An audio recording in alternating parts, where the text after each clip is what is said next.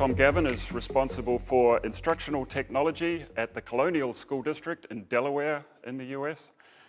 And he's been using Kami since 2017. At the beginning of the Great Lockdown, Tom was tasked with creating a comprehensive remote learning strategy for his entire school district.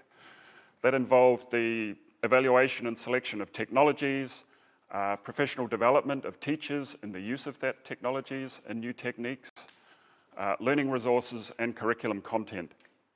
And today, Tom's going to share with us his experiences, the challenges he faced, the successes he had, and above all, what he learned from that whole experience that could help you and other teachers as they go back to school in what's going to be a very challenging year ahead. If you have any questions during Tom's presentation, post them in the chat window, and I will collect these at the end of Tom's presentation. I will put your questions to Tom.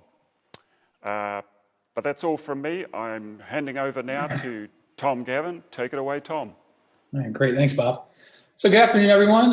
First, I'd like to welcome everyone again to Kami Connect. We're excited to be here and share our story. And I want to thank Kami and their team for creating today's forum. As we begin, I think to think about the upcoming school year and the new ways and new approaches to a completely new school year. I think it's really great to have events like today where we're able to learn from each other and share from. So today what we're going to be covering is we're going to just share our district story. So in our agenda, first we're going to provide you with an overview of the Colonial School District. Then we're going to talk about our adoption with Kami, which, as Bob said, began in 2017. Third, we're going to talk about our journey with going remote and some top 10 lessons learned. And then at the end of the presentation, we're going to just have an opportunity for some Q&A. So again, welcome everyone. My name is Tom Gavin. I am the Supervisor of Instructional Technology and Libraries in the Colonial School District. Definitely want to give a shout out to Kami's graphic team for the awesome image. As a father of an 8-year-old, he remarked how cool I looked. And so that's some big street cred coming from an 8-year-old. So thank you again for the graphics. So just a little bit about me. I'm a previous third grade teacher and instructional technology coach. This fall, I'll be entering my 13th year in Colonial. When I started, I had dark hair. It's as you see it, it's definitely changed. Additionally, I teach as an adjunct instructor at a local university, Wilmington University here in Delaware, and I teach in the Masters of Applied Tech program. Like I said, I'm a father of an incoming third grader, and I'm a first-year remote learning parent. So huge shout out to all the new remote learning parents on this call. I think we'd all agree. All I can really say is wow. Also, I want to thank all the teachers on this call for the amazing job that they did this past school year. So, as mentioned, I work in the Colonial School District, and as you can see from our map, Colonial is located on the east coast of the United States. We're right around 30 miles south of Philadelphia and about 130 miles south of New York City. We're a medium-sized school district. We have right around 10,000 students and just a little bit over 650 teachers, but that's not including support staff. In our district, we have 15 schools that include 8 elementaries, 3 middle schools, a high school. We have 2 special needs schools and 1 pre-K school. I won't read the demographics, but you can see on the screen. And what we like to think about in our district is we like to think our diversity is our strength. All right, so our Kami love story, as I like to say, and adoption, it really began in the 2017-2018 school year. Our district was purchasing a new writing curriculum for grades K to 5. And this curriculum was available both via PDFs, but also student workbooks. Originally, we looked at printing workbooks, and we quickly decided that it was a huge waste of money. We were looking at printing costs close to $10,000 a year for printing out these workbooks.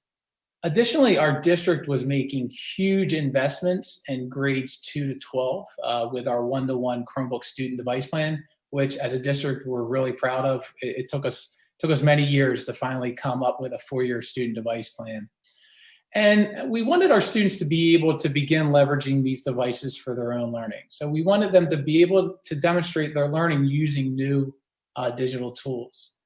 We wanted students to be able to use and leverage digital tools like speech to text, text to speech, audio recordings, video recordings, screencasting, text, annotations, etc. And we also wanted to increase accessibility for all of our learners, especially our diverse learners. So I do want to add, while these devices by no means solve all problems or challenges that our diverse learners have, they are definitely a huge improvement over the typical photocopied student workbooks. So from the start, our district DLA curriculum team worked closely and collaboratively with our EdTech team. And for the purpose of this presentation, when I talk about EdTech team, I'm talking about myself, and I'm fortunate enough that in our district, we also have 2 instructional technology coaches. So just in working with other districts, just too often curriculum teams make decisions around digital content, applications, and curriculum before consulting with their EdTech team. And this creates huge barriers to both students and staff access and adoption of whether it's a new curriculum or a new tool like Kami.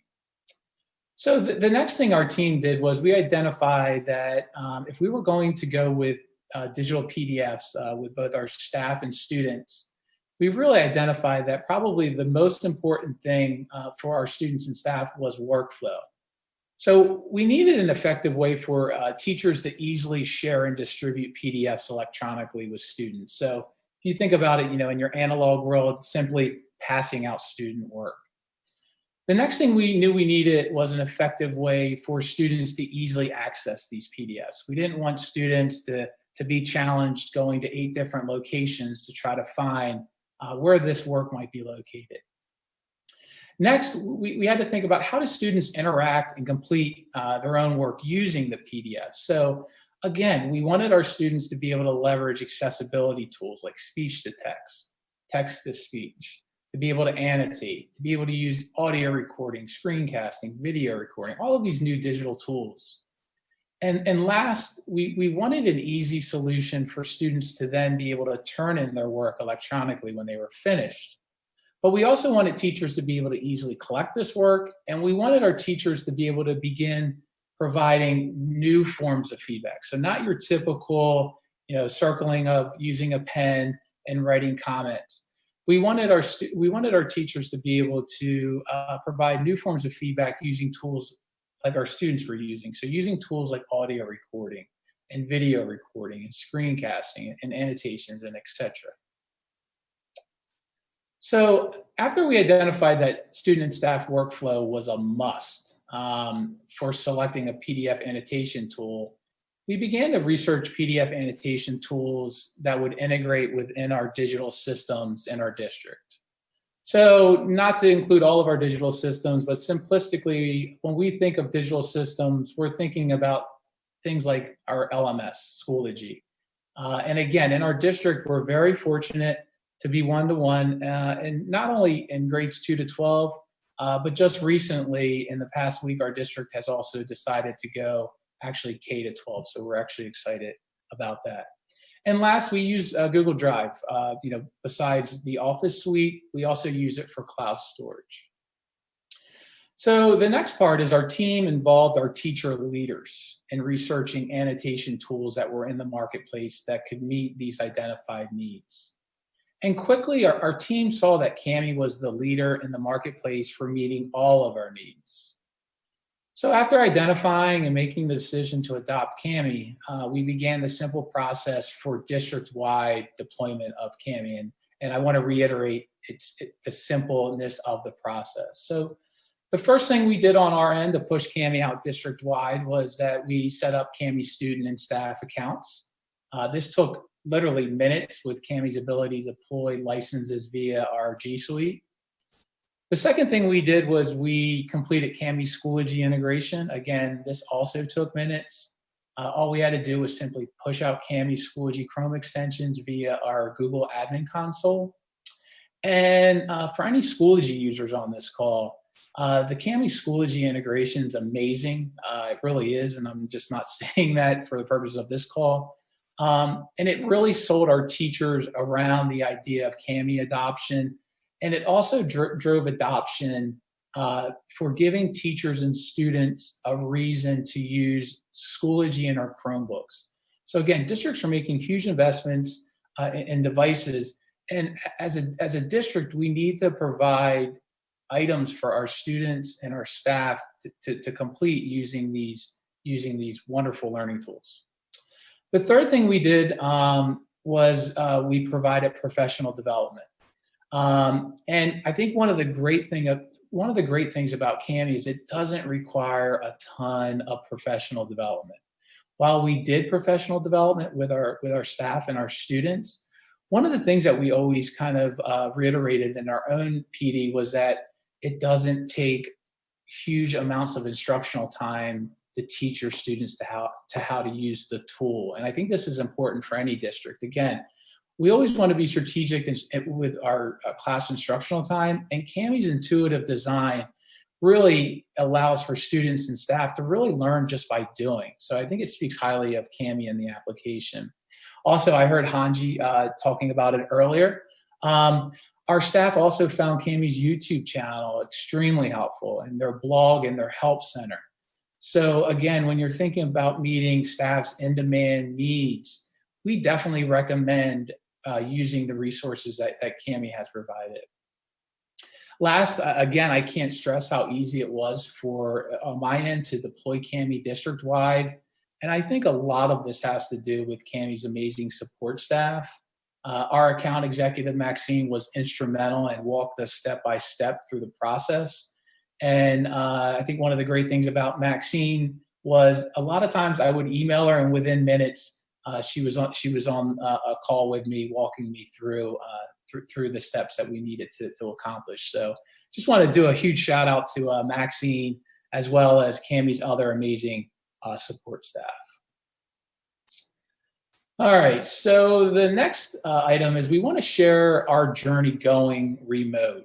And I think if we're going to share our journey going remote, then what better place to begin than by revisiting March 2020. And I think, as most here can probably relate, in looking at this calendar, March was in a lot of ways riddled with extreme anxiety around preparing our districts for remote learning. And our main challenge as a district with going remote really centered around moving a primarily 650 analog teacher workforce to a switch entirely online. So we just wanted to share some important dates that you can still kind of hear it in my voice as it's quivering with anxiety. But just some of the highlights from March include, on March 11th, the governor in Delaware announced school closures in the evening, and students are told that they're not going to report to school on March 12th. On March 13th, our teachers are asked to report to buildings, to collect materials and supplies needed for remote learning, and they only have hours to prepare. On March 16th, our district identifies April 6th as a start date for online learning to begin. And I have to say, with less than 3 weeks till April 6th, the sleepless nights and anxiety definitely began on that date. So starting on March 16th, our EdTech team began developing our remote learning plan. And really from March 17th into April 6th and beyond, really our EdTech team was focused on creating professional development, both creation and delivery, as well as teacher support, which included virtual Zoom office hours. And then again, on April 6th, ready or not, online learning began. So I just want to thank everyone on this call for allowing me again to experience this terror, but I am only kidding. So once the shock settled from the challenges we saw with going remote, we really decided our approach and planning would be proactive. We didn't want to be reacting to situations as staff and students began remote learning. So before we unpack our remote learning plan, we want to say that we're still learning, and we really appreciate this opportunity to share. By no means are we saying that our plan is the best plan for remote learning. So I hope that makes sense. Unfortunately, as we all know, there really was no real playbook written for March. So in our district, our remote learning plan it focused on 4 phases. The first phase centered around identifying top 5 tools needed for remote learning. Our second phase centered around how would we onboard through professional development and support for our teachers. And our third phase centered around removing barriers to access. So we knew device access would be a huge barrier to the best laid out remote learning plan. So our district deployed over 7,500 Chromebooks over 3 days. And then our fourth phase centered around the importance of collaboration with your curriculum content staff. All right, so as discussed, our first phase for our remote learning plan was to complete a needs assessment of remote learning tools available in our district. And we asked, what tools do we have that our students and staff know and use? Additionally, we asked, what tools do teachers and students need in a remote learning environment? And I'm a huge advocate for using what you have and less is more. Also, I think it's important for managing teacher stress that any remote learning plan should think about what you're introducing to teachers and really being strategic around their stress in this environment as well. So after completing our needs assessment, we identified the following top 5 tools for remote learning. So again, the idea behind these 5 top tools is really around the idea that if used correctly, they would be the only tools teachers and students would need to be successful in a remote learning environment. So the first tool that we identified was Schoology. So Schoology is our LMS, our digital classroom, and it's used district-wide, and we adopted Schoology in 2012. As most of you know, just like any other LMS, it's a robust LMS with powerful learning tools like assignments, discussions, assessments, and other classroom tools. Second, we identified Google Drive. So Google Drive is our online storage solution since 2011, and it includes Office applications like Google Docs, Slides, Sheets, Forms.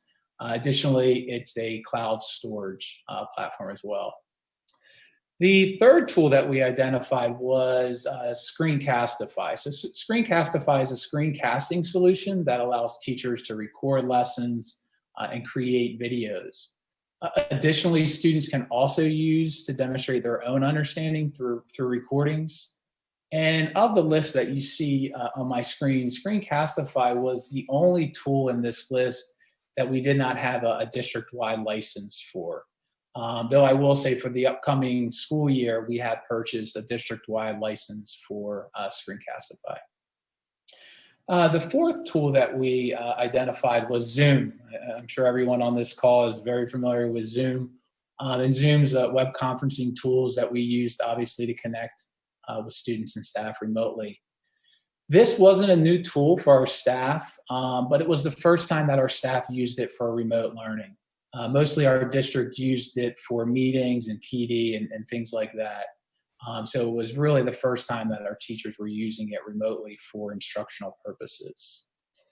And really the last tool was Kami. And really Kami is really that one tool that can accomplish really all the tasks that a teacher could ask a student to complete in a remote learning environment. So things like adding text or doing an audio recording, or completing annotation, drawings, video recording, screencasting, links, shapes, images, and I'm sure I'm probably leaving off half a dozen other items that Kami does. But again, it really is sort of that one-stop tool that really accomplishes a lot of the tasks that teachers would be asking their students to do in a remote environment. Again, while we didn't discourage professional choice with our teachers, we were definitely advocates of giving our teachers professional choice. We've really had to establish a baseline of supported and recommended tools for all users, so teachers, students, and parents, to use in a remote learning environment. We knew as a district we could not possibly even begin to support 30 plus tools that some districts we saw were recommending. And we didn't want this time for teachers to just frantically be learning 30 plus tools. We wanted our teachers to be comfortable, proficient in using these top 5 tools. And we really wanted them to then be able to spend their time developing their remote instruction and their remote lesson plans. Again, we didn't want them to be spending this time learning 30 plus tools and not really getting to what their number one job to do in the classroom, right? And that would be obviously instructing our students. So the second phase of our plan was really around how would we onboard through professional development and support the needs of our staff. Again, we knew we couldn't repurpose old trainings that we had that we used for face-to-face classroom environments. We had to build a new plan that was centered around the specific use of these 5 tools in this new remote learning environment. To help complete this phase, our team knew we had to leverage and model for our staff our LMS, Schoology. So while our number one goal obviously was to train our staff on the use of these top 5 online tools for remote learning, we also wanted to model for our staff best practices and exemplars through how we organized, how we set up, and how we facilitated our own remote professional development for staff. So feedback from our staff was that they appreciated the structure, the layout, the organization of our models, which again served as exemplars for how they could design their own remote learning courses. Additionally, I'm a huge barrier in eliminating barriers to access. So one of the things that we did was we created a course in Schoology that we dubbed the Digital Hub for Remote Learning. And what we did was we imported all 650 staff into our course. Again, the idea behind this course was a one-stop shop. We didn't want staff to have to use access codes, or we didn't want them to have to frantically look all over the place for where they would go for either training or support questions that they might have. So this digital hub, it housed all PD options for our staff. It included those top 5 remote learning tools, and it included some other more targeted instructional tech PD. Additionally, we used this course for other content-focused PD that was occurring in our district from March into June. So our district really, we weren't just focused on the instructional tech end, which obviously is critical, especially in that new environment. We also were providing professional development around content-focused PD, as well as emotional support as well, social and emotional support as well. So I'd like to invite you, if you're interested, we've included it's a copy of the Digital Hub. So if you're interested in kind of reviewing our modules, you're more than welcome. The access code, like I said, is at the bottom. And if you're interested in using any of the materials, I'll make you an admin in the course, and you're more than welcome to copy any of the materials out, and you can adapt and use however you might like. All right, so additionally, as part of our second phase, we knew we needed to develop a manageable communication plan and method of support for staff. We knew a tsunami of support questions were coming, and we knew we had to filter, since again, we have a team of 3. And really a big part, like we saw in the March calendar, a big part of our days were centered around developing PD. So we really needed to develop a system for staff to request support. Again, we didn't want to be spinning our wheels, being reactive to emails, which if you're an instructional tech person, you know that can easily happen. Because again, we needed to be spending our time developing PD and support materials, not just chasing emails. So realizing this, myself and our two instructional tech coaches, we set up an away message for our emails, and we asked staff to complete a linked Google form for instructional tech support, and asking them to identify the problems that they were having. And we explained to them, again, they would receive an email reply within 24 to 48 hours. But I think one of the great things about this instructional tech form, and really the goal for the instructional tech form, was that one, we knew staff would have similar questions, needs, and this Google form let us aggregate and identify and prioritize the needs. And again, not being reactionary, spinning our wheels, answering emails. Additionally, two, we could use the data from the Google spreadsheet to drive PD creation needs and create additional support materials for that Schoology digital hub. And third, when answering staff questions, support questions, training needs, we were able to point staff to links in our digital hub. And again, the idea behind that was that we wanted to empower our staff and knowing where to go to find the answers answers to the questions that they might have. Again, they could certainly email us. But again, in the moment, like a lot of times, staff really appreciate it, having those resources neatly organized in one single area. Additionally, we created daily virtual Zoom office hours, which provided that human element that staff were definitely missing. Based on some of the feedback that we got from staff, they really appreciate it, and it really helped with their anxiety. Again, staff were experiencing anxiety too, and the idea behind these virtual Zoom hours was to allow us to build strong relationships. And additionally, it also let us diagnose issues. So using Zoom's share screen option, we were able to just really quickly walk staff through what a lot of times was just a simple, they needed to click something, or they were just missing a key part.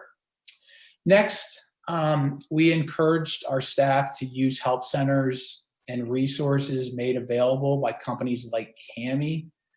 They have great resources, and again, you don't have to reinvent the wheel. I think we'd all agree that time was of the essence, and we did not have a lot of it in March. And for us as a district, we didn't have to spend our time recreating these kinds of resources. We were able to lean on and use the materials that companies like Kami had already created, and they do a lot better job than we do. So I definitely also recommend districts to definitely lean on the help resources and the help centers from companies like Kami. The last thing our district did was our IT department created a Google form for family and student support. And this form, teachers could share the form with families, and families could use this form if they had a tech support question, if they needed a device replacement, or really if they had any other tech-related questions. They could fill out the form, and a member of our team contacted families directly and helped work through the challenges that they were having in this environment. All right, so the third phase of our plan was that, again, we knew student device access would be the biggest barrier to the best remote learning plan. So as a district, we made the difficult decision, but definitely the right one, and we deployed over 7,500 Chromebooks over 3 dates district-wide. This was a multi-million-dollar investment. Additionally, in our district, we did contactless door-to-door deliveries for families that were in need, or maybe they were at work and they were unable to come out those 3 days. Again, using our IT's Google form, families could replace damaged devices, or they could have other support needs answered by one of our team members. Another important part of our plan is we strongly, and I really want to emphasize this, if you take anything away from this training, is we strongly encourage parents, students, and staff around the importance and need to use our district Chromebooks. And really, this decision was critical since, as a district, we can monitor these devices using web filtering. So in all of our Chromebooks, we have web filtering tools, and we've set up these Chromebooks that only students with Colonial accounts can sign into our Chromebooks. And the reason we set it up that way was previously a student could use a personal Google account and the extensions wouldn't come over, so we couldn't monitor. So again, one importance of using our devices, we can filter and we can keep students safe. A second thing around the importance of using district Chromebooks was we can ensure that students have the correct extensions. So extensions like Cami, we use securely for our web filtering. We also use extensions for Screencastify, as well as some other extensions. And we could avoid user frustration because that was automatically done on the back end. Students and staff, they didn't need to know about it. It was already done for them. So again, we want to eliminate barriers to access, and we want to avoid user frustration for both students and staff. The third piece about the importance of using our devices really is around troubleshooting. It's a huge challenge to try to support home devices. People have iPads, they have old Dell laptops, they have even older MacBooks. If you've ever tried to troubleshoot those devices, it can be an enormous challenge. And with our district Chromebooks, we can easily troubleshoot issues. And last, we can also force install bookmark folders for students, so like top links, and we can set the correct homepage. So again, we can create the environment that we want students to experience in this remote learning environment. So I want to restate, home devices can be extremely problematic for student learning, and for that reason, we do not recommend. But again, every district's in their own unique spot. And again, we were very fortunate as a district to be one-to-one. So then the next thing we want to highlight is really some data around Chromebook usage. So using Google's admin console, we pulled daily reports because we wanted to know if our devices were connecting to the internet daily. So this report was valuable because it really informed us around student home internet access. So as you can see, on average, we had roughly 6,500 of our 7,500 devices hitting the network daily, which is a huge win when we think about student home internet access and the challenges of whether or not they have it.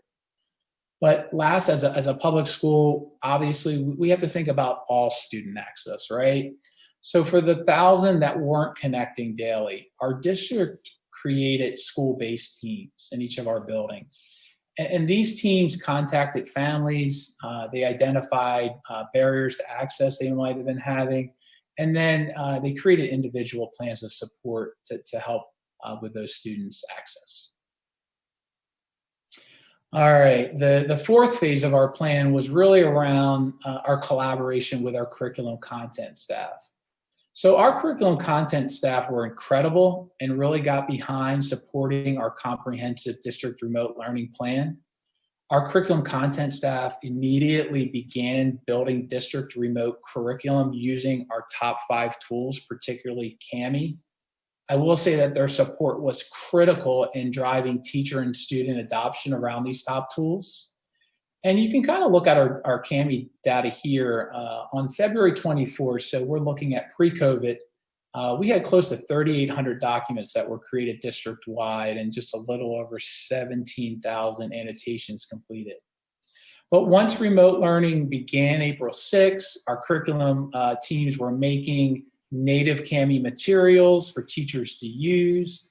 We see on April 27th, we had over 15,000 documents created and over 115,000 annotations completed. So we're really proud of the work our curriculum content staff did. And again, I think this data really supports their work and the importance of involving them in this work. All right, so the next thing we thought we would share would sort of be our top 10 lessons learned from going remote. And if you're old enough to remember David Letterman, who doesn't like the top 10 list? So here we go. Number 10, advocate for using district student devices. Again, you can web filter. You can ensure correct extensions are installed. You can easily troubleshoot You can force install bookmarks and set correct homepage. And you create equity for all of your students. Number 9, this is probably a big one too.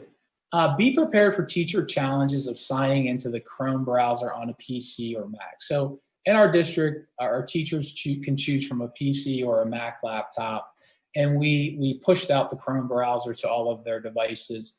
But one of the biggest challenges our teachers had was signing into the Chrome browser, which your teachers will need so extensions like Cami and Screencastify come over. This challenge is easily solved. All we really had to do is we prepared some help documents. We did some PD modules to help support staff. So it's definitely not a big deal. Just want to make you aware of that challenge.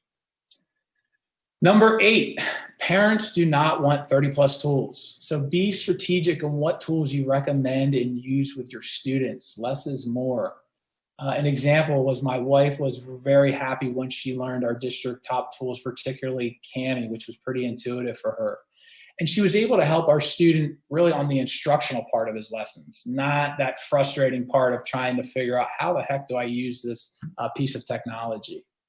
Last, as I'm sure most of you have read and seen in national articles and blogs about lessons learned from remote learning, parents were frustrated with too many tools and too many tools used by their different students and their different teachers. So again, be consistent in your tool selection.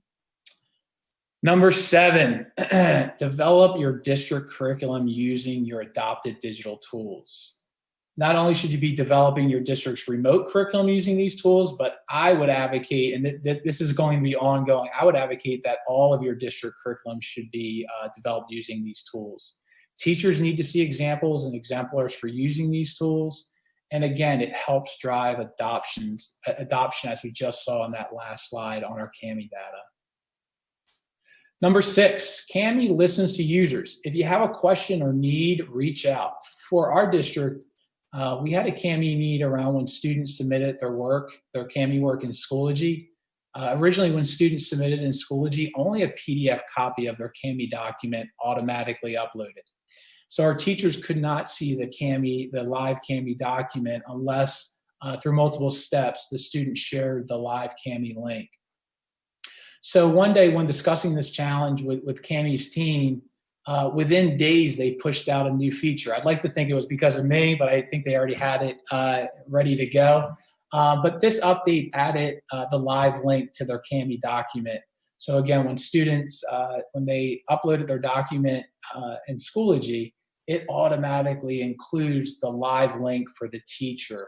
And again, removing barriers to access, minimizing clicks, improving student workflow.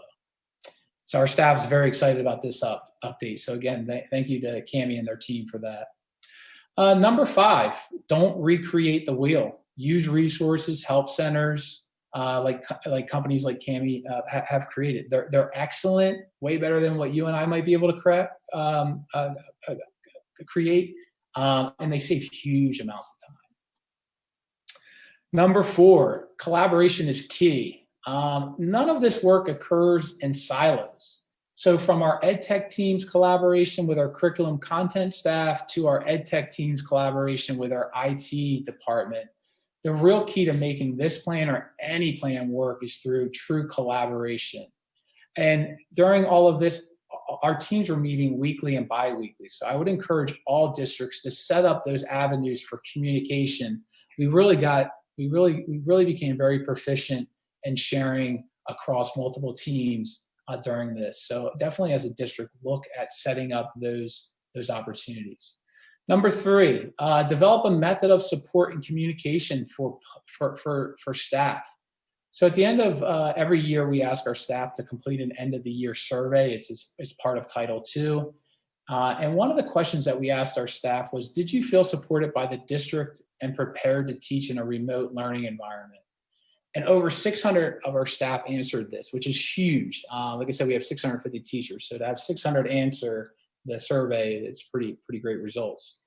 And 41% strongly agreed with that statement, and 49% agreed with this statement. So 90% of our teachers felt supported by the district and prepared to teach in a remote learning environment. So personally, I really take a lot of pride in these results since it shows the value and impact our plan had on student learning.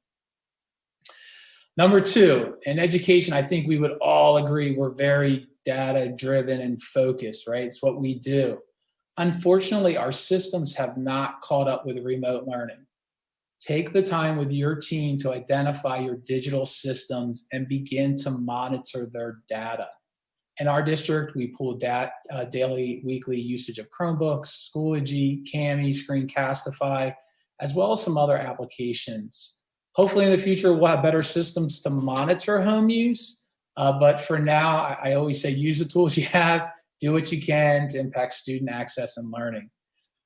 If you look at the bottom of my slide, you'll see a bit.ly, which is a Google Sheet that we use to compile. This Google Sheet doesn't include all the data that we were compiling because of privacy concerns, but for districts, it could be a nice starting point for things for you to consider. And last, number one, remember we're all in this together. While the start of this coming school year will be fraught with some of the same challenges and stress that we saw in March, keep your focus, go slow, be intentional and proactive. Additionally, try to manage stress, both yours and your staff.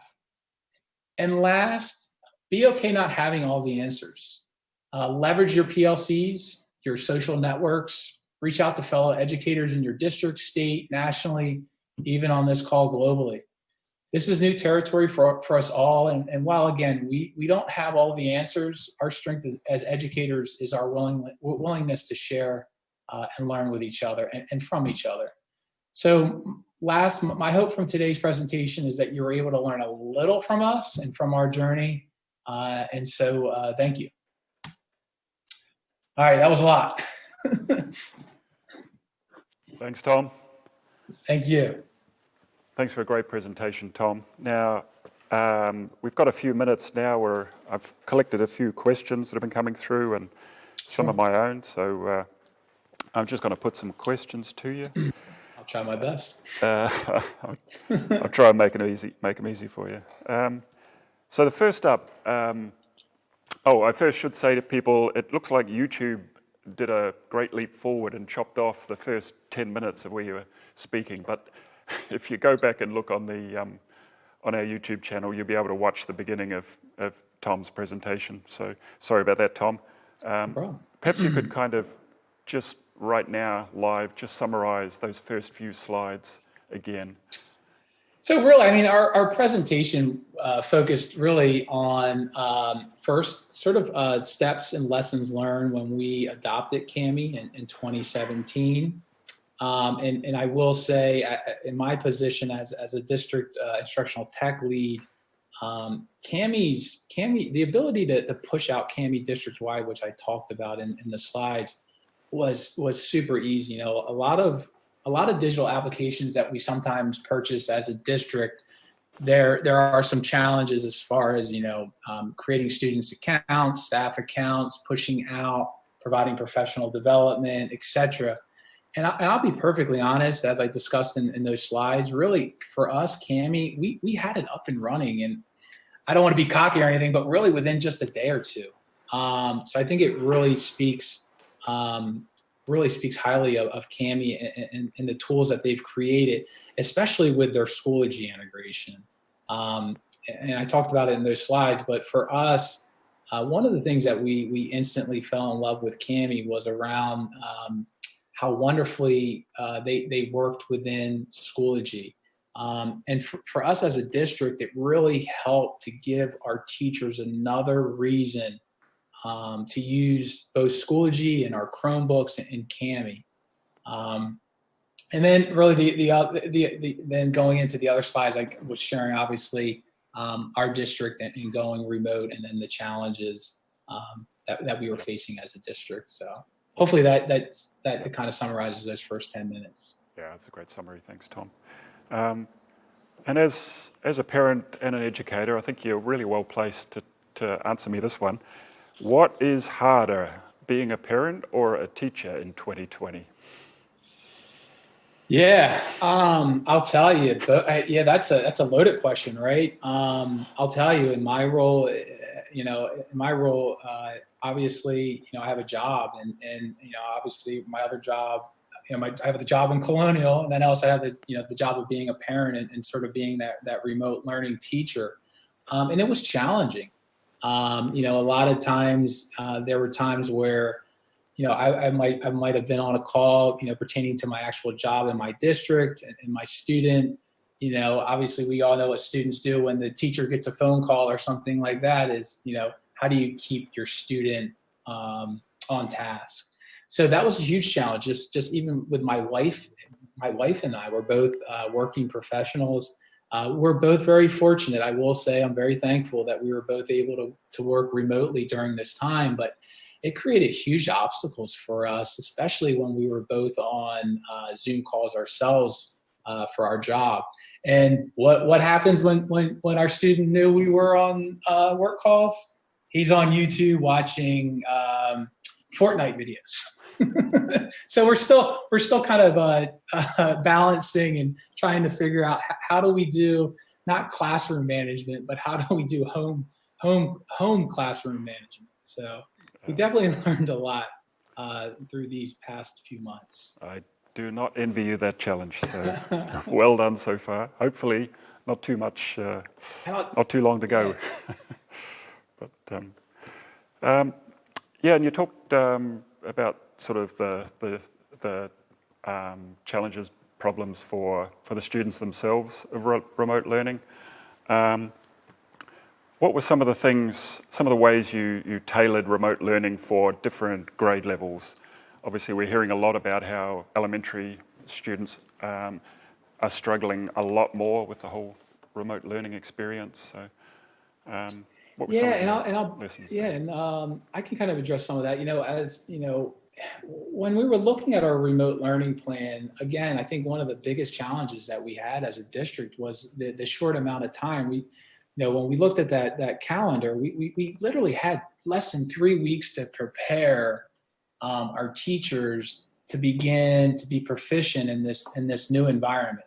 And teacher proficiency when it comes to instructional technology, it's a huge spectrum.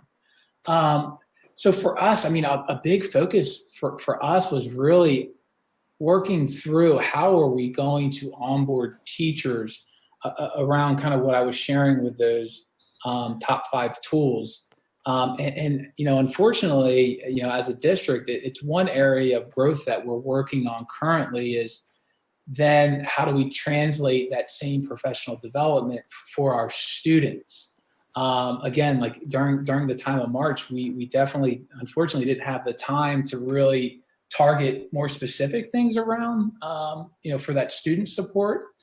Though one of the things I will say as a district, one of the things that we constantly reiterated with our teachers in our own PD was, again, what we were showing them with our 5 modules and the PD that we were creating, they could use these same tools. So I think one of the great things I saw from our teachers in helping to support our students was, I'll give you one example, is our teachers really began to leverage tools like screencasting. And for those that aren't on this call, if you don't have a screencasting solution for remote learning, it's one of those tools I would definitely recommend getting. So I think to our teachers' credit, and they did a wonderful job going into this. We had no idea what was going to happen. Were they going to be successful or not successful? We had no idea. And our teachers did a great job, and they leveraged tools like Screencastify to prepare our students in using these tools. So for us, and I heard you talking about it on the call as I was waiting, our teachers did a great job in preparing sort of how-tos on using the tools within their classrooms. And again, as we kind of think about next steps for this coming school year, one of the big focuses for us is, and we've been developing it over the summer, are creating some modules around sort of those top 5 tools and how to use. I will say again, the importance around these 5 tools is you're developing a common language in your district. And once you establish that, the wonderful thing is you're not teaching technology anymore.